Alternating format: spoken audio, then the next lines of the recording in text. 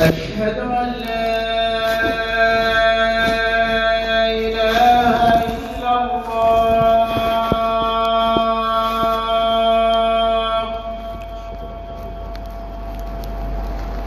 أشهد أن لا إله إلا الله.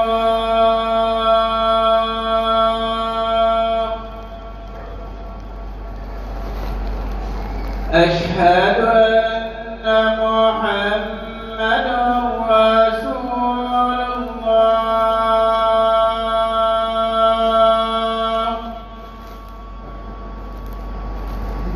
أشهد أن محمدًا رسول الله.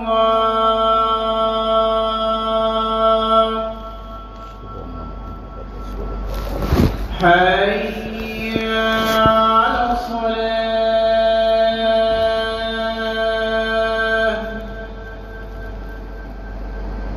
حي على الصلاة.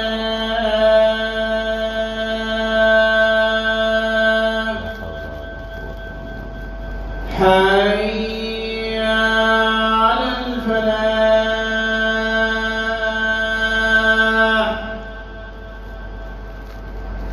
حي على الفلاح.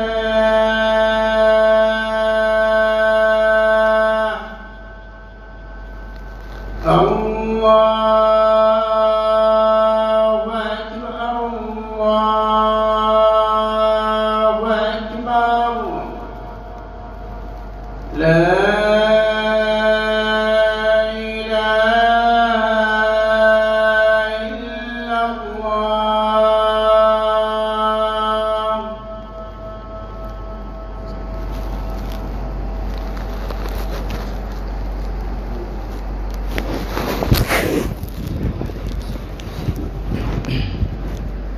إن الحمد لله نحمده تعالى ونستعينه ونستغفره ونستهديه ونتوكل عليه، ونعوذ بالله من شرور أنفسنا ومن سيئات أعمالنا. من يهده الله فلا مضل له ومن يضلل فلا هادي له، وأشهد أن لا إله إلا الله وحده ربي لا شريك له، وأشهد أن محمدًا عبده ورسوله وصفيه من خلقه وخليله. نشهد أنه بلغ الرسالة وأدى الأمانة ونصح الأمة، فكشف الله تعالى به الغمة، وجاهد في سبيل ربه حتى أتاه اليقين. اللهم فصل وسلم وبارك على عبدك ورسولك محمد في الأولين، صل عليه في الآخرين، وصل عليه في الملأ الأعلى إلى يوم الدين. اللهم صل وسلم وبارك عليه عدد قطر الأمطار وورق الأشجار، وعدد ما تعاقب الليل والنهار، صلاة وسلاما دائمين متلازمين حتى نلقاه على الحوض إن شاء الله. أما بعد، فإن خير الكلام كلام الله، وخير الهدي هدي نبينا محمد صلى الله عليه وسلم، وشر الأمور محدثاتها، وكل محدثة في دين الله بدعة، وكل بدعة ضلالة. أجارنا الله وإياكم من البدع والضلالات والنار. يا أيها الذين آمنوا اتقوا الله حق تقاته ولا تموتن إلا وأنتم مسلمون. يا أيها الناس اتقوا ربكم الذي خلقكم من نفس واحدة وخلق منها زوجها، وبث منهما رجالا كثيرا ونساء، واتقوا الله الذي تساءلون به والأرحام، إن الله كان عليكم رقيبا. يا أيها الناس اتقوا ربكم إن زلزلة الساعة شيء عظيم، يوم ترونها تذهل كل مرضعة عما أرضعت، وتضع كل ذات حمل حملها، وترى الناس سكارى وما هم بسكارى ولكن عذاب الله شديد. ومن يتق الله يجعل له مخرجا. يا أيها الناس اتقوا ربكم وقولوا قولا سديدا يا أيها الذين آمنوا اتقوا الله وقولوا قولا سديدا يصلح لكم أعمالكم ويغفر لكم ذنوبكم ومن يطع الله ورسوله فقد فاز فوزا عظيما ومن يتق الله يجعل له مخرجا ويرزقه من حيث لا يحتسب ومن يتوكل على الله يكفر عنه سيئاته ويعظم له أجرا ومن يتوكل على الله يجعل له من أمره يسرا. أما بعد، معاشر المسلمين المؤمنين الموحدين عباد الله، إن الله عز وجل أنزل كتابه على خير خلق الله أجمعين، أنزل أفضل كتب على خير بشر لخير أمة، وأنزله مفرقا أي منجما على حسب الأحداث والوقائع. وقد كان من حجج الكفار قديما وقالوا لولا نزل عليه القرآن جملة واحدة، لكن الرد الإلهي جاء فقال كذلك لنثبت به فؤادك ورتلناه ترتيلا. 23 عاما هي مدة نزول القرآن الكريم في هذه الفترة على حسب الأحداث والوقائع. في العام 10 من البعثة قبل الهجرة حدث للنبي صلى الله عليه وسلم حدث أحزن قلبه، بل وسمي ذلك العام عام الحزن، فقد فقد زوجته وحبيبته وأم أولاده رضي الله عنها وأرضاها خديجة بنت خويلد. السند نعم المرأة كانت له، فقد أنجب منها الولد وقد فدته بمالها ونفسها، وكانت أول من آمن به من النساء. ثم ما لبث أن مات سنده الخارجي، من كان يحوطه بعنايته ورعايته وحمايته ضد صناديد قريش وأكابرهم، عمه أبو طالب. فأنزل الله عليه وهو في قمة حزنه، وهو في قمة الحزن الذي قد سيطر على قلبه، أنزل عليه آيات تتلى ليخبره. قال وكلا نقص عليك من أنباء الرسل ما نثبت به فؤادك. فكان ما أنزل عليه سورة يوسف، هذه السورة العظيمة التي فيها من الفوائد الشيء الكثير والعظيم. سورة قال عنها الله نحن نقص عليك أحسن القصص. قال أهل التفسير سميت بأحسن القصص لأنها ابتدأت بحلم وانتهت بتحقق ذلك الحلم.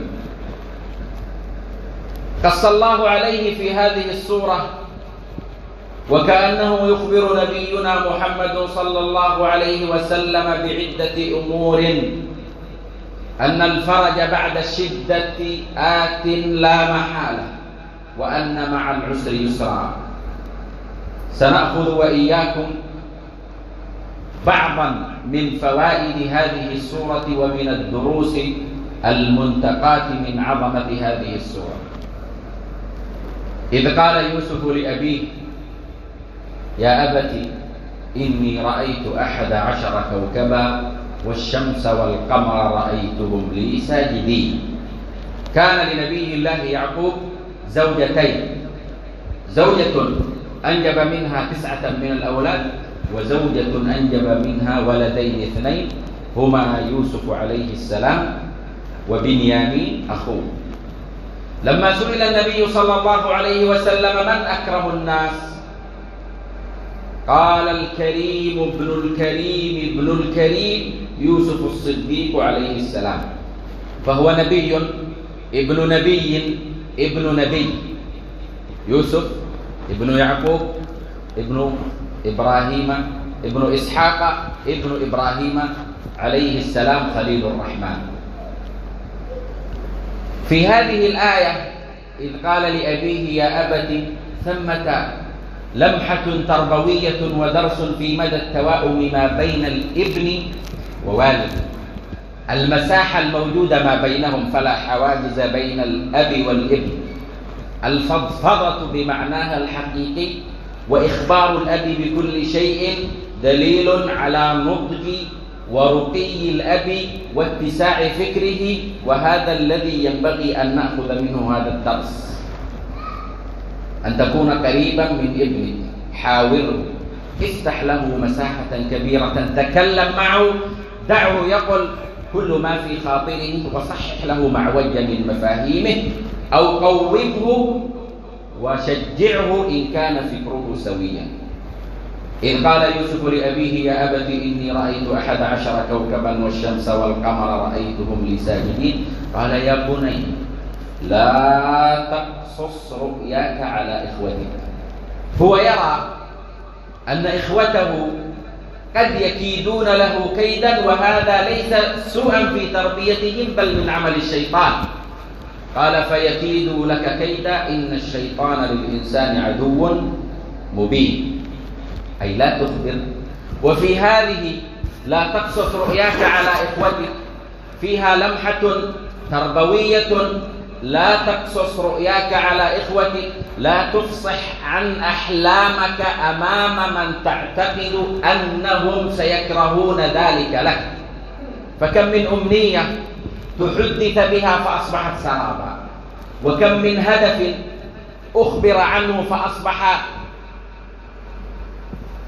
في مهب الريح. لماذا؟ لأن الحسد يدخل، والحسد ما بين الأقران والأقارب أكثر ما يكون، وهذا شيء مجرب وملاحظ وموجود.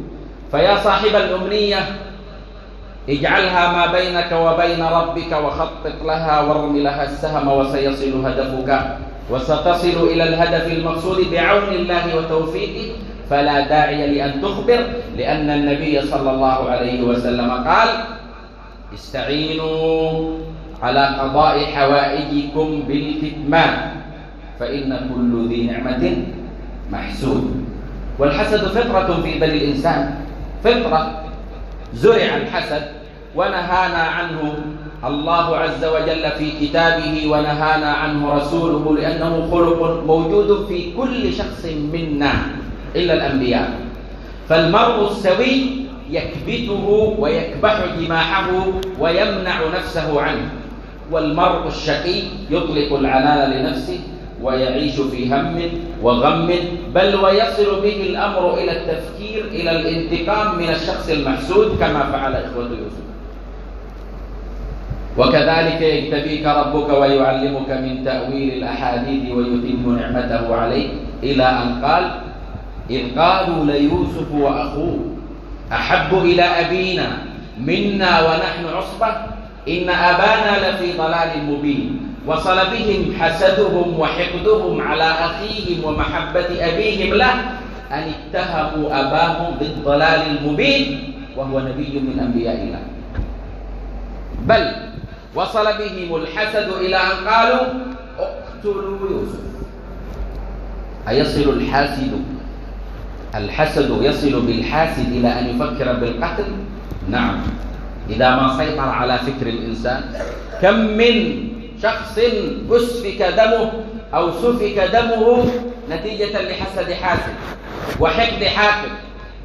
قال أخوة يوسف اقتلوا يوسف أو اطرحوه أرضا يخل لكم وجه أبيكم، أي يبقى أبوكم لكم وحدكم وتكونوا من بعده قوما صالحين، ثم تتوبوا إلى الله وتكونوا من بعده قوما صالحين، بعد أن تتخلصوا من العقبة التي أمامكم. وما أمامهم إلا نبي من أنبياء الله، وما أمامهم إلا أخ سوي حبيب محب.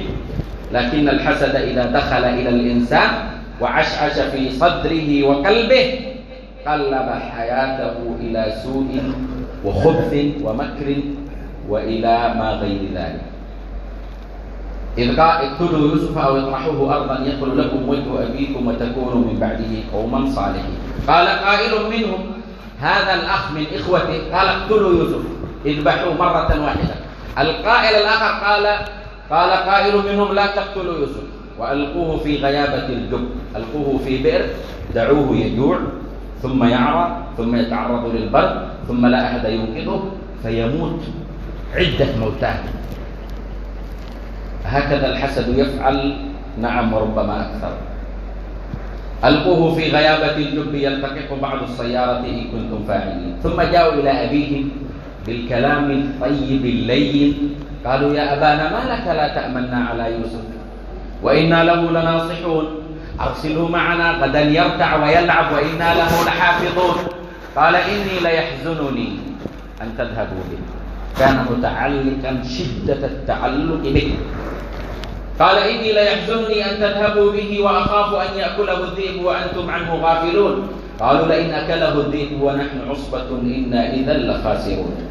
أخذوه وذهبوا به وهو يعتقد فيهم أنهم إخوة سيرعونه وسيحوقونه، لكنهم ذهبوا وأجمعوا أمرهم. فلما ذهبوا به وأجمعوا أمرهم وأوحينا إليه لتنبئنهم بأمرهم هذا وهم لا يشعرون. وجاءوا أباهم عشاء يبكون، قالوا يا أبانا إنا ذهبنا نستبق وتركنا يوسف عند متاعنا فأكله الذئب. سمعوا من أباهم إني أخاف أن يأكله الذئب فألصقوا التهمة بالذئب. وقالوا وجاءوا أباهم عشاء يبكون، قالوا يا أبانا إنا ذهبنا نستبق وتركنا يوسف عند متاعنا فأكله الذئب وما أنت بمؤمن لنا ولو كنا صادقين. لكن أصحاب الباطل دائما دليلهم وحجتهم ضعيفة. وجاءوا على قميصه بدم كذب. من المعلوم عقلا ومنطقا أن الذئب إذا أكل شخصا فإنه سيهشم ثوبه وملابسه، لكنهم جاءوا بالثوب سليما معافا لا خدش فيه ولا قطع بل عليه قطرات من الدم. وجاءوا على قميصه بدم كذب. قال بل سولت لكم أنفسكم أمرا فصبر جميل والله المستعان على ما تصفون. هذا القميص اتخذ كدليل على مقتل يوسف، ثم اتخذ كدليل على براءة يوسف، ثم اتخذ كأداة أو كرمز لشفاء أبو نبي الله يوسف سيدنا يعقوب. إذ في هذا القميص اتخذه إخوته كدليل على الإدانة. ثم لما سيأتي معنا لما راودته عن نفسه زوجة عزيز مصر كان هذا القميص دليلا على براءته. وشهد شاهد من أهلها إن كان قميصه قد من دبر فكذبت وهو من الصادقين وإن كان قميصه قد من قبل فصدقت وهو من الكاذبين. فلما رأى قميصه قد من دبر قال إنه من كيدكن إن كيدكن عظيم. ذهبوا به وألقوه في البئر ليتخلصوا منه وليهلك، لكن الله أخرجه ورتب له جميل الأقدار حتى أصبح عزيز مصر. ولذلك مهما أحاطت بك من ظروف سيئة بالغة التعقيد، مهما اسودت الدنيا في وجهك، اعلم علم اليقين أن تدبير الله لك خير لك من تدبيرك لنفسك. واعلم أن ما أراده الله كان، وأن ما شاء الله كان، وأن ما لم يشأ لم يكن، وأن كل شيء وقع أراده الله، وكل شيء أراده الله وقع، وأن ما كان لك سيأتيك رغم ضعفك، وما ليس لك لن تناله بقوتك، وأنه لن تموت نفس حتى تستوفي رزقها وأجلها. ألقوه في البئر.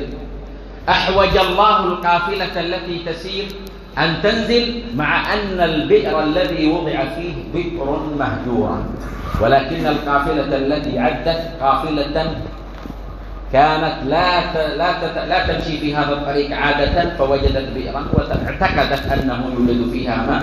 وجاءت سيارة فأرسلوا واردهم فأدلى دلوه، قالوا يا بشرى هذا غلام وأسروه بضاعة والله عليم بما يعملون. وشروه نبي من أنبياء الله ابن نبي ابن نبي ابن نبي بيع كعب، وشروه بثمن بخس دراهم معدودة، وكانوا فيه من الزاهدين.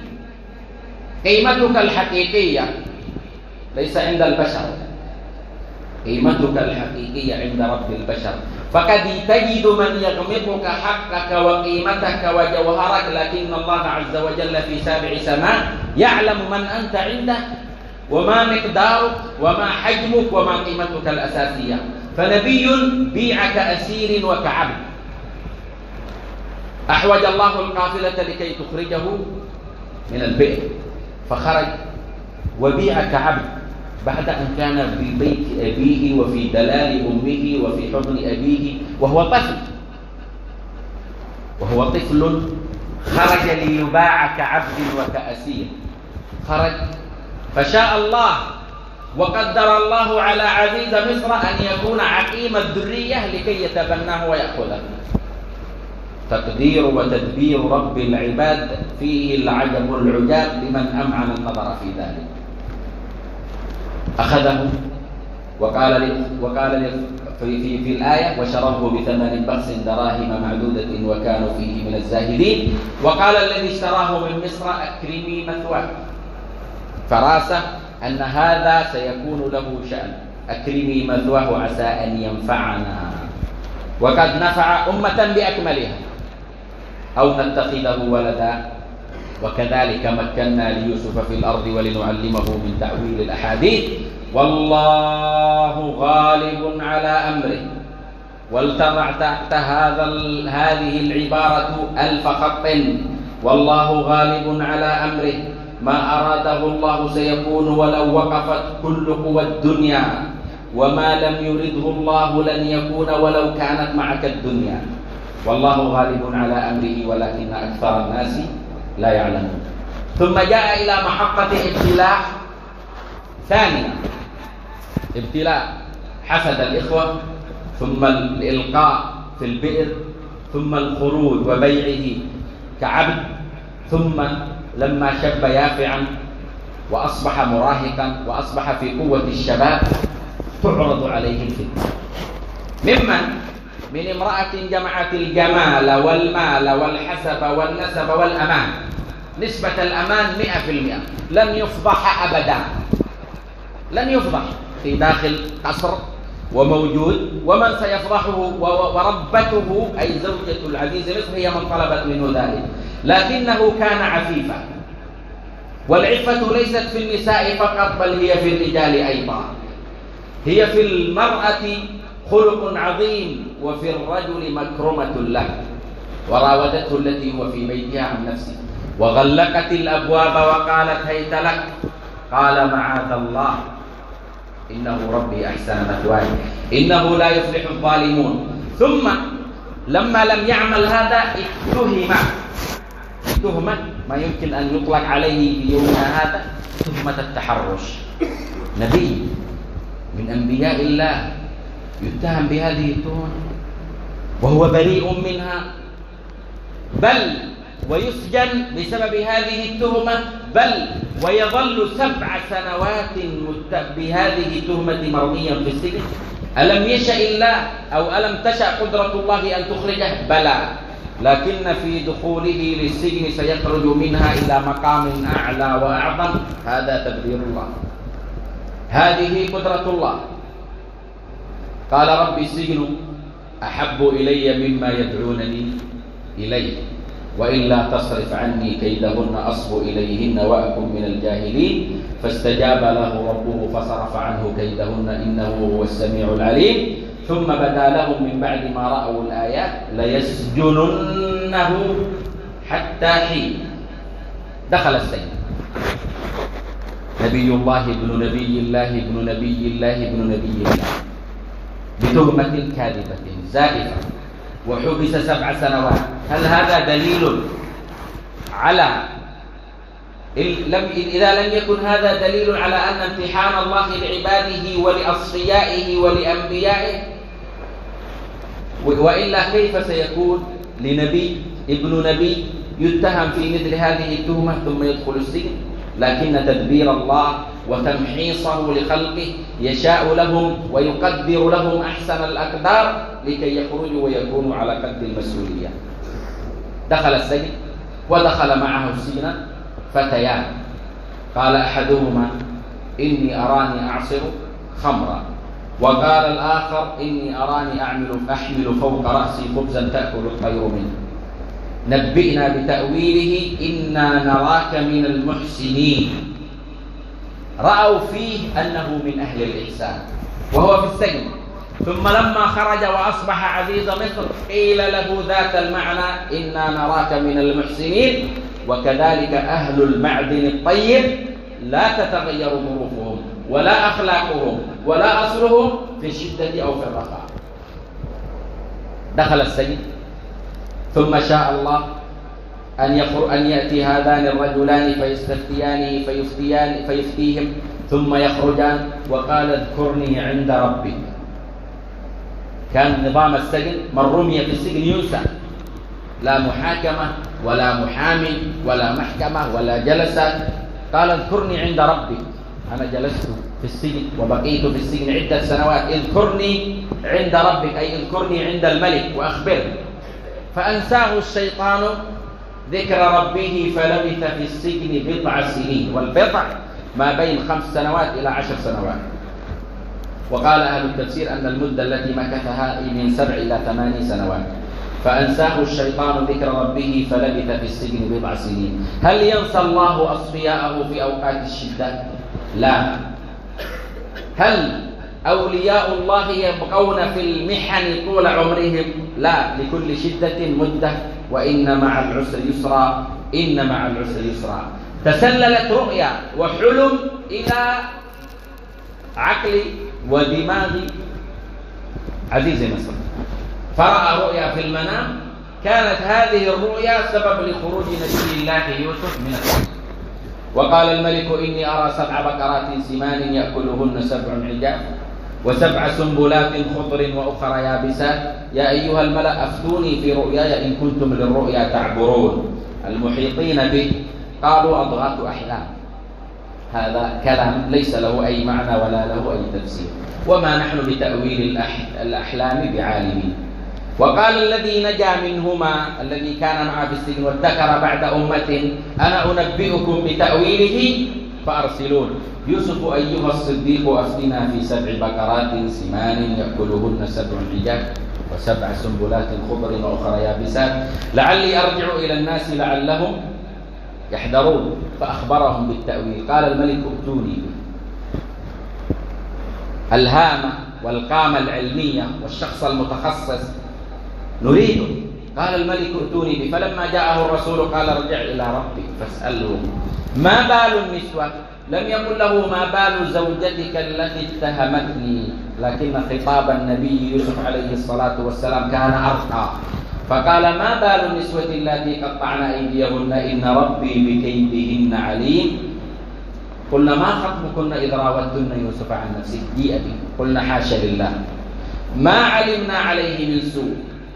وفي هذا أن من سيساندك وقت أزمتك وشدتك هي حسن سيرتك وسلوكك، هي سمعتك الطيبة، ستكون أنصع صفحة لك في وقت أزمتك وشدتك أمام الخالق جل وعلا وأمام المخلوقين. قلنا حاشا لله ما علمنا عليه من سوء. قالت امرأة العزيز الآن حصحص الحق. الكذب حبله قصير، ومهما كذب الكاذبون سينتهي بهم المطاف إلى الفضيحة. قالت الآن حصحص الحق أنا راودته عن نفسي وإنه لمن الصادقين ذلك ليعلم أني لم أخنه بالغيب وأن الله لا يهدي كيد الخائنين وما أبرئ نفسي إن النفس لأمارة بالسوء إلا ما رحم ربي إن ربي غفور رحيم. أقول قولي هذا ويغفر الله لي ولكم فاستغفروه إنه هو الغفور الرحيم.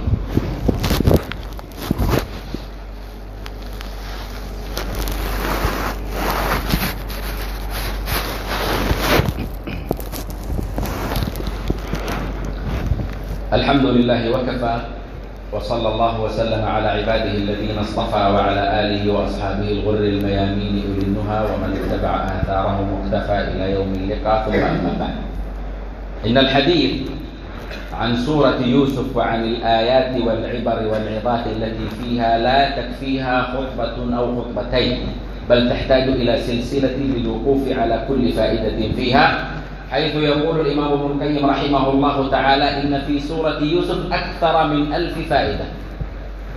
ويقول سيدنا عطاء بن أبي رباح إن سورة يوسف ما قرأها محزون إلا سري عنه، إلا ذهب حزنه، لأنها وأنت تقرأها بتدبر تتخيل أمامك المواقف والأحداث، وكأنك تشاهد شيئا فريدا من نوعه، أحداث مترابطة، نهاية جميلة ومفرحة ومسعدة. وهذا هو الذي أخبر عنه ربنا فقال: نحن نقص عليك أحسن القصص.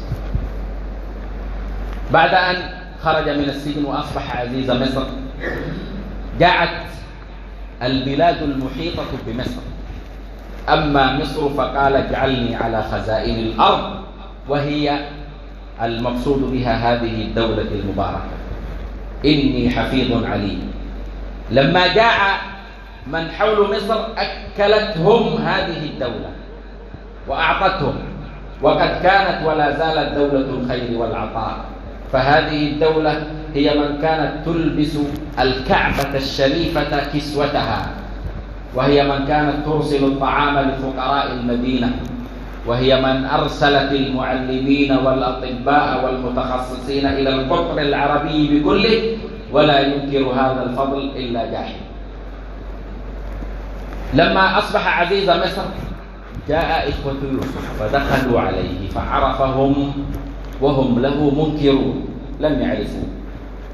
جهزهم بجهازهم وأعطاهم البضاعة، ثم قال: ائتوني بأخ لكم من أبيكم، ألا ترون أني أوفي الكيل وأنا خير المنزلين؟ فإن لم تأتوني به فلا كيل لكم عندي ولا تقربون.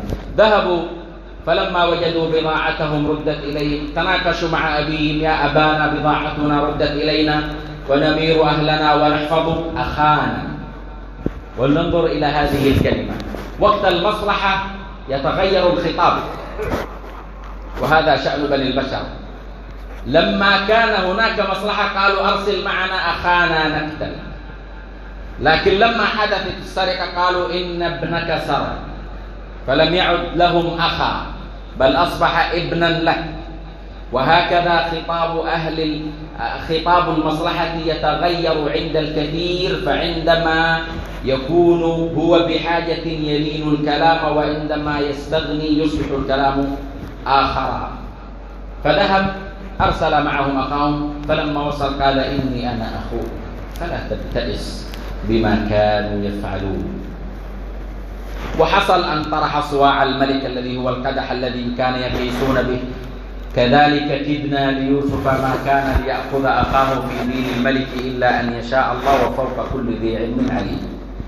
هل المرض الذي في قلوب إخوة يوسف ذهب مع زوال السنين؟ لا، قالوا: إن يسرق فقد سرق أخ له من قبل. بعد مرور السنين لا زالوا يذكرون الأخ الذي تسببوا في ضياعه وفقدانه وحرمانه من حنان أبيه وأمه، ولا يدرى ما مصيره، لا زالوا يتهمونه بأنه سرق. قالوا: إن يسرق فقد سرق أخ له من قبل فأسرها. وكم من كلمة جارحة تسمع من شخص عزيز فيسرها المرء لله ويسرها المرء لكي لا يقطع حبال الود. فأسرها يوسف في نفسه ولم يبدها لهم، قال: أنتم شر مكانا والله أعلم بما تصفون. قالوا: يا أيها العزيز إن له أبا شيخا كبيرا فخذ أحدنا مكانه إنا نراك من المحسنين. لم يرضى، لأن النظام أو القانون السائد أن من سرق شيئا أخذ، كان مصادرة للشخص كعبد. فلما رجعوا إلى أبيه قالوا: يا أبانا إن ابنك سرق وما شهدنا إلا بما علمنا، هذه المرة صادقين، وما كنا للغيب حافظين. ولكي يؤكدوا على صدقهم قالوا: واسأل القرية التي كنا فيها والعير التي أقبلنا فيها وإنا لصادقون. قال: بل سولت لكم أنفسكم أمرا فصبر جميل. أتدري ما معنى أن تفقد أحب أولادك إليك وألا تعرف مصيرهم وألا تعرف أين هم؟ هل أكلوا؟ هل شربوا؟ هل هم أحياء؟ هل هم أموات؟ ومع ذلك نبي الله يعقوب يقول: فصبر جميل. عسى الله أن يأتيني بهم جميعا لا يزال الأمل لديه بعد مرور أكثر من 40 سنة أن الله سيرجع إليه يوسف وسيأتي بأخاه معه. وكذلك الأمل بالله لا ينقطع أبدا عند المرء المؤمن، لا ينقطع مهما اسودت الدنيا في وجهك. اعلم أن الله سيجعل لك فرجا ومخرجا إن اتقيت الله عز وجل، لأن محور السورة إنه من يتقي ويصبر فإن الله لا يضيع أجر المحسنين. دخلوا وكان قال بل سولت لكم أنفسكم أمرا فصبر جميل عسى الله أن يأتيني بهم جميعا إنه هو العليم الحكيم. وتولى عنهم وقال يا أسف على يوسف. 9 من الأولاد عنده ولا زال الشجن والشوق للغائب الحاضر يوسف من 40 سنة وهو يقول يا أسف. ولذلك بعض الأماكن لا تعوض أبدا بغياب من نحب ومن يعز على قلوبنا. وقال يا أسف على يوسف وابيضت عيناه من الحزن فهو كظيم. قالوا تالله تفتأ تذكر يوسف حتى تكون حرضا أو تكون من الهالكين. قال إنما أشكو بثي وحزني إلى الله وأعلم من الله ما لا تعلمون. يا بني اذهبوا، لا زال الأمل قائم لم ينقطع. يا بني اذهبوا فتحسسوا من يوسف وأخيه ولا تيأسوا. هي دعوة أن لا نيأس مهما اسودت الدنيا في وجوهنا، ولا تيأسوا من روح الله إنه لا ييأس من روح الله إلا القوم الكافرون. استمعوا لكلام أبيهم وانطلقوا.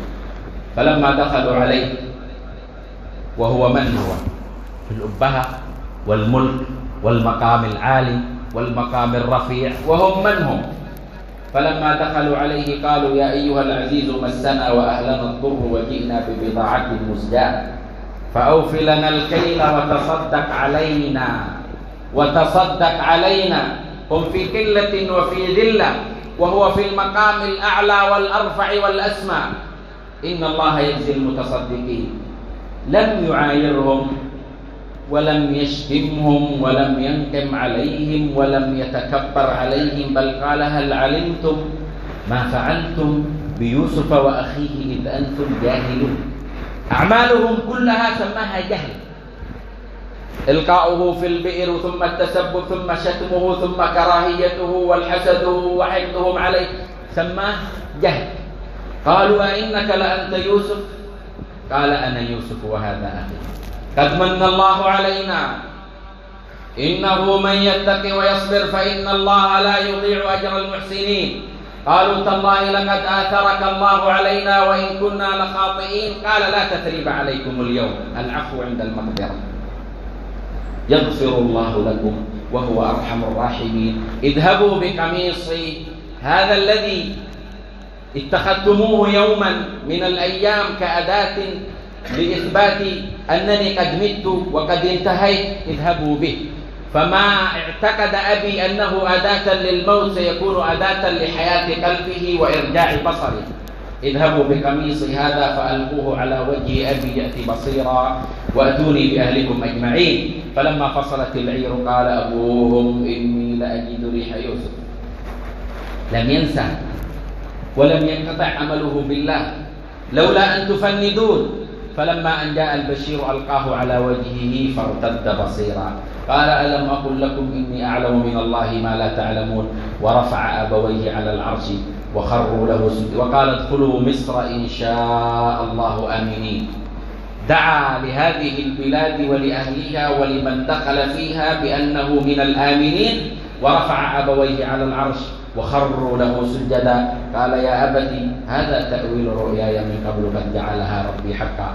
فما بين حلم في بداية السورة إلى تحقيقه في نهاية السورة وهذه المشاهد في الوسط جعلت هذه السورة ما قرأها محزون إلا وسري عنه، إلا وذهب الحزن عنه، إلا واعتقد أن السجين سيخرج والمريض سيشفى والغائب سيعود والمظلوم سينتصر وحتى العاصي سيتوب بأمر الله وعونه.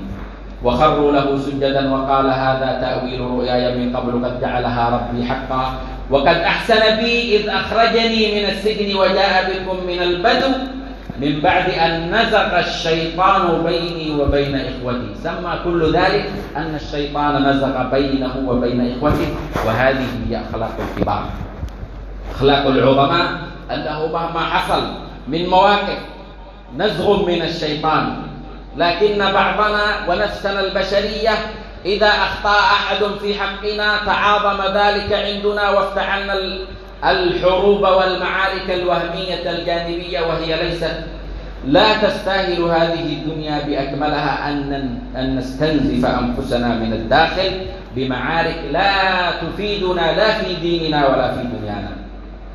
وخروا له سجدا وقال هذا تأويل رؤياي من قبل قد جعلها ربي حقا وقد أحسن بي إذ أخرجني من السجن وجاء بكم من البدو من بعد أن نزغ الشيطان بيني وبين إخوتي إن ربي لطيف.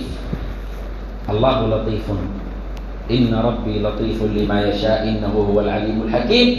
وقد كانت آخر أمنية لنبي الله يوسف بعد أن تبوأ الملك والعز والمقام الأعلى قال رب توفني مسلما وألحقني بالصالحين. فمن عاش لله تقيا وحافظ على سلامة قلبه وتمنى من الله أن يميته مسلما ويلحقه بالصالحين فهو الذي فاز وظفر في الدنيا والآخرة. اللهم اهدنا بهداك واجعلنا ممن يسارع في رضاك ولا تجعلنا ممن خالف أمرك وعصاك. اللهم اغفر لكل من حضر هذه الجمعة والوالدين وافتح اللهم للموعظة قلبه وأذنيه. اللهم إنا نعوذ بك من زوال نعمتك وتحول عافيتك وجميع سخطك. اللهم إنا نعوذ بك من جهد البلاء ودرك الشقاء وسوء القضاء وشماتة الأعداء. اللهم أعز الإسلام والمسلمين وأذل الشرك والمشركين أعداءك أعداء الدين. اللهم عليك باليهود الغاصبين واقتلهم بددا ولا تغادر منهم أحدا. اللهم لا ترفع لهم راية ولا تحقق لهم غاية واجعلهم عبرة وآية. وكل إخواننا المستضعفين في كل مكان في أرض فلسطين وفي السودان وفي سائر بلاد المسلمين. وفي الختام ما كان من خطأ أو سهو فمني وما كان من صواب فمن الله وحده. وأعوذ بالله أن أكون جسرا تعبرون به إلى الجنة ويلقى به إلى النار. وأعتذر عن الإطالة. سبحان ربك رب العزة عما يصفون وسلام على المرسلين والحمد لله رب العالمين. الله أكبر الله أكبر وأشهد أن لا إله إلا الله وأن محمدا رسول الله. حي على الصلاة حي على الفلاح قد قامت الصلاة قد قامت الصلاة. الله أكبر الله أكبر لا إله إلا الله. لا إله إلا الله محمد رسول الله صلى الله عليه وسلم. استووا يرحمنا ويرحمكم الله. الله أكبر. بسم الله الرحمن الرحيم. الحمد لله رب العالمين الرحمن الرحيم مالك يوم الدين. إياك نعبد وإياك نستعين اهدنا الصراط المستقيم صراط الذين أنعمت عليهم غير المغضوب عليهم ولا الضالين.